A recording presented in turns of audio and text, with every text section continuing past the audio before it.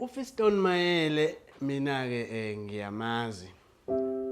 Ngingasho ukuthi sikhule naye ngoba ngimaze nje sisahlala eNkandla.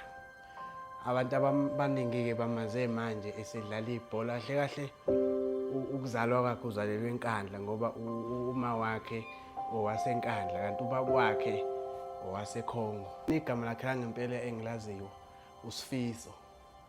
So uSifiso sisiyingane nje besikhula sonke silusa inkomo. Ubethanda kakhulu ke ukugida. Ubekuthanda ukusina uSifiso ngalendlela yokuthi ube nesifiso sokuthi mangabe eba mdala ufisa ukucula umaskandi. Besinakho ukudlala ibhola endaweni nabo. La engaqala khona mina ukumbona uSifiso ukuthi une-potential ebholeni. Ngiyakhumbula sasihlala isiteki sehashi ngasekhaya. Lapho wakora khona amagoli awu3 at that time.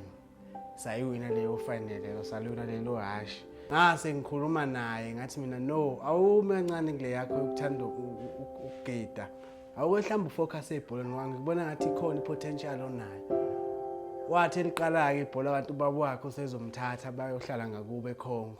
Uma wakhe uMazuma. So wahamba wahlala eKhongo.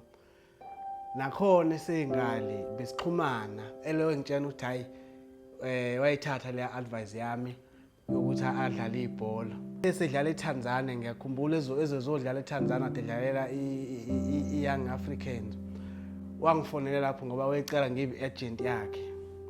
Hayi ngayinqaba ngathi mina ngeke ngisabhizi manje ngeke ngikwazi ukwenza izinto eziningi ngesikhathi esisodwa. Wangincenga ngingavuma. Manje nje kade bezodlala neSundowns izolo.